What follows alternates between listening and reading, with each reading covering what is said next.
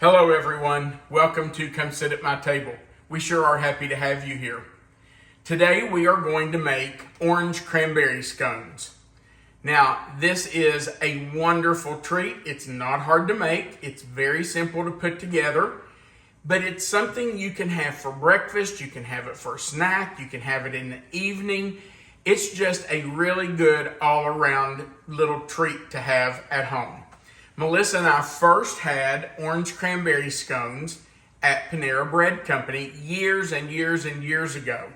And we decided that we needed to come up with our own recipe or find a recipe that we could use to make our own rather than have to go to Panera, which is not even in our town. It's a few towns away. So I started looking for recipes for orange cranberry scones, and we tried a few, and we just didn't care for any of them.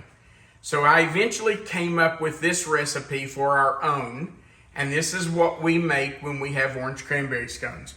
Let's talk about what we're going to use today to make our scones. We're going to start with 2 1/2 cups of all-purpose flour, 1/3 cup of sugar, 1 tablespoon of baking powder, 1/4 teaspoon of salt, and the rind off of an orange. We're going to just take that rind off the outside. You can see I've already started it here, but we have a little bit to go. And by the way, you do need to make sure you have washed your orange before you do that. So the zest. The zest of the orange. We will use the orange juice too, but in that part of the recipe, we're just going to use the zest. So those items right there, those 5 things will be stirred together. Then, let me grab this. We are going to grate in 1 stick of frozen butter. Oh, it's so frozen it broke. You want to make sure that it is frozen. You can't grate a stick of butter that is soft. So make sure it is frozen solid. We will grate that into the dry mixture and stir it in with 3/4 of a cup of cranberries. And I have a 1/2 cup and 1/4 of a cup, so together that's 3/4 of a cup. That all goes into the bowl. Then in a separate bowl, we're going to beat together 2 eggs, 1/2 cup of heavy whipping cream. We're going to use that orange that we took the zest off of, and we're going to juice it and get 1/4 of a cup of orange juice to mix in. Those 3 things will be whipped together, beaten together, the eggs, the milk, and the orange juice. We'll add that to the dry ingredients and stir it up. Then we will form that into a disc. We'll get that dough all cohesive and together, form it into a disc, cut it into 8 wedges. We'll brush the top of it with a little extra heavy whipping cream. And after we have brushed the top, then we're going to sprinkle it with some sparkling sugar. If you don't have sparkling sugar, you can just use regular sugar. After the scones have baked and cooled, we are going to use 2 cups of powdered sugar with 1 tablespoon of that orange juice that we're going to juice earlier, and we'll stir that up to make a glaze to put over top. Okay, so we're going to start by mixing together our dry ingredients. So in our bowl, we're just going to put our flour. We'll put the 2 1/2 cups in. And I did kind of pack that in.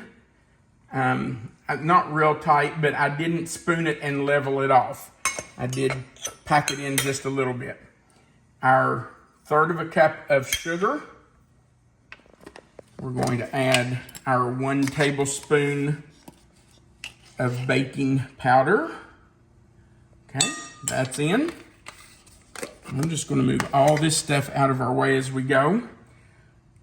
1/4 teaspoon of salt. And now we need to finish zesting our orange. You've seen me do this before, most of you anyway, but if you haven't, let me tell you that I always turn my zester. Okay, by the way, the oven is preheated to 400 degrees. I'm glad that just went off so I could remind you to do that. I always turn my zester so that the concave side is up to catch the zest. If you turn it over to zest your orange or lemon or whatever you're zesting, that's going to fall off. And you don't want it to fall off until you get it all zested, especially if you're measuring it. But we're not measuring this, we're just using all the zest from that orange. So let's get that all in. And now we will mix all that together. Now, why is it important to stir that together before you put the rest of your ingredients in? Well, it's important to get your sugar and flour, your baking soda, or your baking powder, and your salt combined, just so you don't have big pockets of one or the other. You want it to be, nice and combined. But since we put that zest in, what we're doing by whisking this together is infusing that sugar and flour with the oils off that zest. And it really gets that flavor infused in there so that you really can taste that flavor once they're put together. All right, now we're going to grate our butter, and I have a new toy. I just ordered this. You're all about those toys. I'm all about these kitchen toys. I love them. So I'm just going to put my butter in there, and hopefully it'll go right into, let me get that other piece that I broke. I can't believe that was so hard and frozen and it just broke right in half. You can see how that's just going right in there. That's pretty slick. Pretty slick, isn't it? First time I've seen your new toy. I know. I've used it, but you weren't in here with me. I'm all about a new kitchen toy. Now, I'm just going to make sure all of that is in there. Get all that out of the grater. And I'm going to make sure that this little bit that's up here gets in there. Well, way to go, Tom. It wouldn't be like you if it didn't have a little bit of a mess. I have to make a mess, don't I? we wouldn't be sure it was you. All right. I'm going to take my fork, and we just want to toss that butter in the flour. We want to get every piece of that butter coated with the flour. You don't want it sticking together in a big lump. And once you get it in like this, if you can keep from it, you do not want to touch it with your hands because your hands are warm and they're going to make that butter melt. Now, sometimes if you're making biscuits or something like that and you have to put your hands in it, well, you just have to. But it's best if you can keep from doing it. All right, so we have our butter all mixed in with that flour and sugar. So there, every piece of little butter is coated. We're going to add our craisins. Get those coated as well. Orange and craisins are a great combination. Oh man, aren't they? They go so well together. Melissa and I absolutely loved the orange scones at Panera. Well, we still do, but let's just tell the truth here. They have gotten so expensive. It's just crazy how much they're charging. And I understand prices have gone up. Their cost has gone up too. But my goodness. Last time we were there, I kind of had sticker shock. Notice it was the last time we were there. Okay, we got our eggs in. Now we want to add our heavy whipping cream. I did not get a spatula. I need to do that so I can get all that out there. Hang on. I see no reason to leave all of that in there. We need that moisture to make our scones really good and moist. And now we need to juice our lemon. So I'm going to, our lemon, try orange. Okay, so I'm just going to juice our orange. We only need 1/4 of a cup. It's not much. And I am going to strain it just because we don't necessarily like the pulp. Look at all that pulp that's come down there. All that juice. It might not be as much of an issue in this, but the seeds would definitely Absolutely. be a problem. Okay, I'm going to strain this until we get 1/4 of a cup. I guess I better turn it around where I can see the 1/4 of a cup, huh?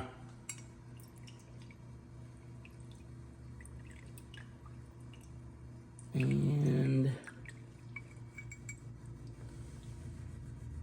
that's not quite it. We're gonna need a little more. I'm gonna leave that there, and you know, we're gonna need some for our glaze too. So what we don't use in this, we will save for our glaze. We definitely need to mix some in with that powdered sugar. Okay. Let's try this again, see if we can get 1/4 of a cup. There we go, right there. So I'm gonna save the rest of that for our glaze. We're gonna add that to our eggs and heavy whipping cream. And now we're just going to beat that up. Make sure that's whipped really well. You wanna make sure it's really well combined. Look at that beautiful color. Nice eggs. You know why that color is so nice? These are fresh eggs from our neighbor. They have chickens. Ernie showed up at our house yesterday with, oh my, probably 2 to 3 dozen eggs. And they just absolutely are beautiful eggs. Really is a difference. There's a huge difference, I agree. Okay. We know what he's feeding his chickens, so. That's the truth. We know, and let me tell you, they eat well. Yes, they do. They eat well. Well-nourished chickens. Okay, so I'm just going to make a well here in my flour and sugar mixture. Add my liquid ingredients.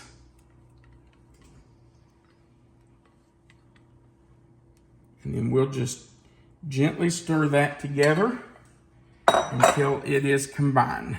I want to combine it and just get it good and moist.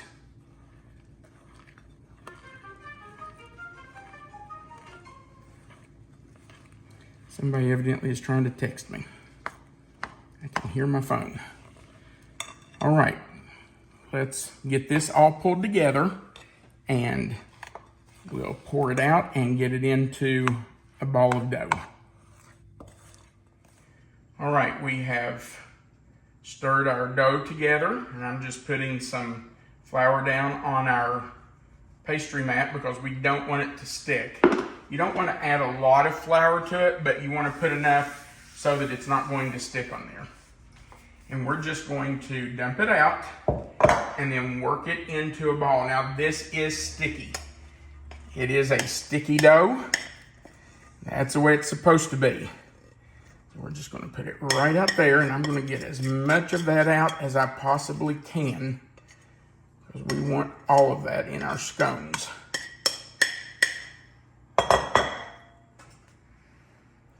All right. Now I am going to flour my hands because I'm going to have to work this with my hands. And I'm going to put just a little bit on top so that I can work it. I'm assuming you don't want to touch this very much.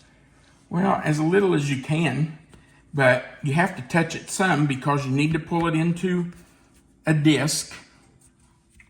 You're just talking about not getting it warm. Right. You don't want to. Yeah, you don't want to warm up your butter, but you do want this into a disc. About, an inch thick, maybe, or so. Melissa, I'm gonna have to scoot around here to the side. I'm sorry. That's okay. I know I'm right in your way. No problem. Okay. Now, we've got this into a disc. This side's a little thinner. I don't know if you can see this, Melissa, but you can see the pieces of butter in here. Can you see that little piece of butter right where my finger is? And there's a little piece of butter right there. And there's one here. There's one right there. You want to see those specks of butter. That will help your scones as they're baking. It'll make little pockets of steam as they melt and help that dough to rise a little.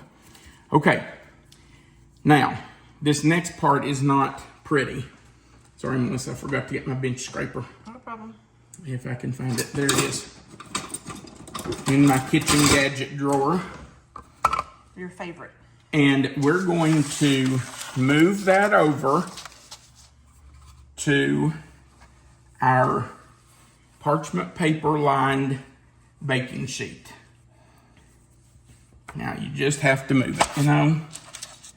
It's not too hard, but you want to get it over there. Then we want to cut that into 8 wedges. Once you get it over here, it might be a little misshapen. If it is, it's okay. Just shape it up again. It's all right.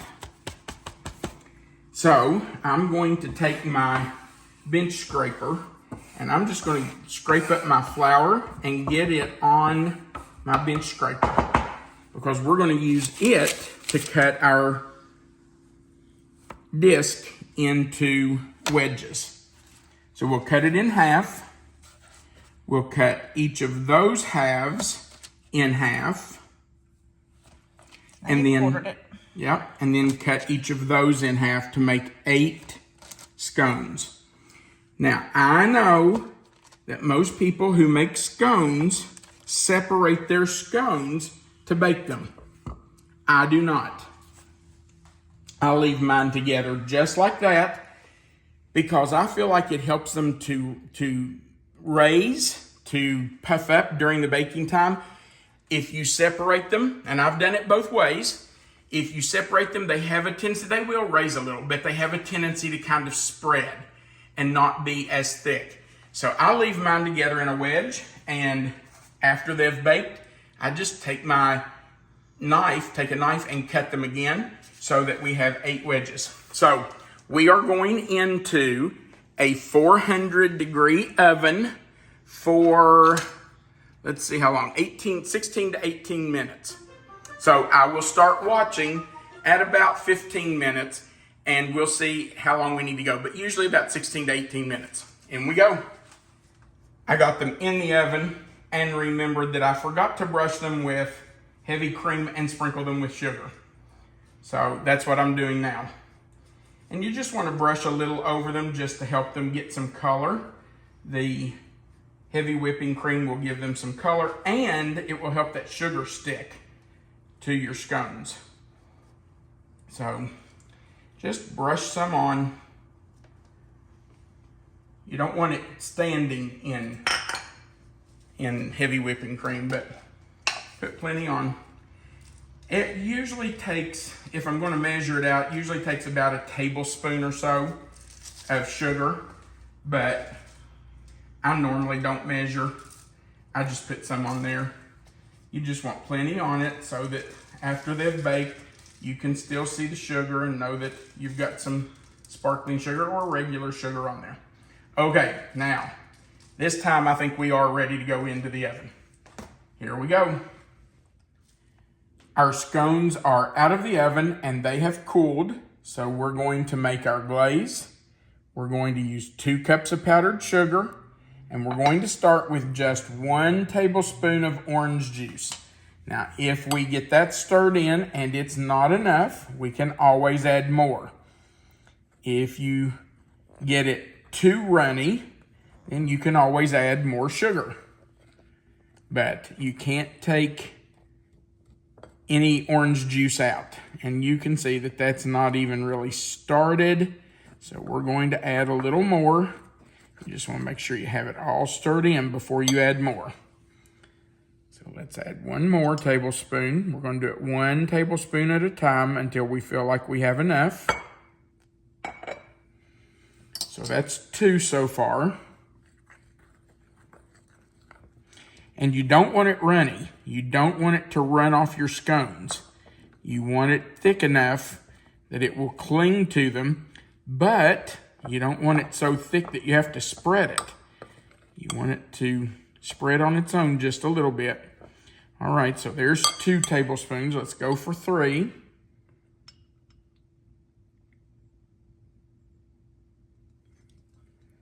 All right, that's a 3rd one. We're starting to get there. These sure are pretty. Oh man, these are such good scones. Or I think they are. I guess I shouldn't say that since it's my own recipe, but we really do like these. All right, our glaze is ready. You can see that it is pourable, but it's thick. And that's how you want it. If you get too much orange juice or liquid in it, all you have to do is just add a little more powdered sugar. And how many did you end up putting? I ended up using almost 5 tablespoons, which is just a hair over 1/4 of a cup. All right, let's take one of our wedges, put it on a plate. Doesn't that look nice? Look at that. That's really pretty. And we'll put a little bit of our glaze on there. And you don't want to drown it.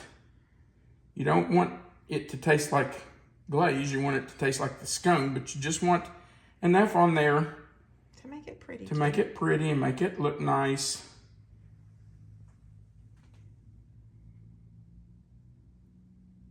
So just take your time, drizzle it over. I like to do them one at a time rather than put it on the scones like on here, rather than put it all over these. I like to do them one at a time. I just think it looks nicer running down the side. So you do it the way you want to. Oh, They're that your presentation, scones. right? You don't want the first bite, do you? Well, if you insist, I will. I'll take one for the team. Should I tell them what you said? Insist. Come on. She said, I'm just going to tell you right now, as soon as we finish this video, I'm having one of these scones.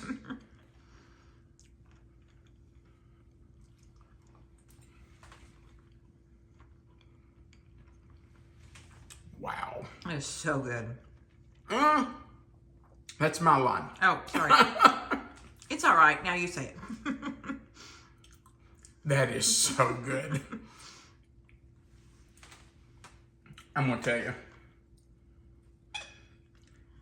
You won't need to go to Panera if you make these. These are a lot more moist than Panera's too. They are. They're not as dry as Panera. That really is good. All right. I hope you'll try them. If you've never had orange cranberry scones, you're in for a treat. If you've had them and thought you couldn't make them, now you see how easy it is. It's pretty simple. Thank you for watching our video. We would appreciate you clicking that like, share, and subscribe button. If you've already clicked the subscribe button, you don't have to do that again. But if you haven't, we would appreciate you clicking subscribe, the little notification bell beside of it, and then the word all. Remember that right under this video, there's a description box. It'll have the title of this recipe. It'll say orange cranberry scones. If you'll click in that box anywhere, that box will expand and you'll find the written recipe. Melissa always puts the written recipe in the description box for you. Under that recipe is our contact information. And at the bottom, you should find a place where you can leave us a comment. And we would love to hear from you. So feel free to leave us a comment. We really do enjoy reading them. Tell us what your favorite scone is. My favorite scone? No, them telling us. Oh, them. Yeah, tell us what your favorite scone is. If you have something you like better than orange cranberry, I'll just tell you, I really like chocolate scones too. But I'm kind of a chocoholic. So, but now these are probably my favorite scones. So yeah, let us know. Go down in the description or in the comments and tell us what your favorite scone is. Thank you again for watching. We appreciate every one of you. And we want you to know that you are always welcome to come sit at my table. Have a great day.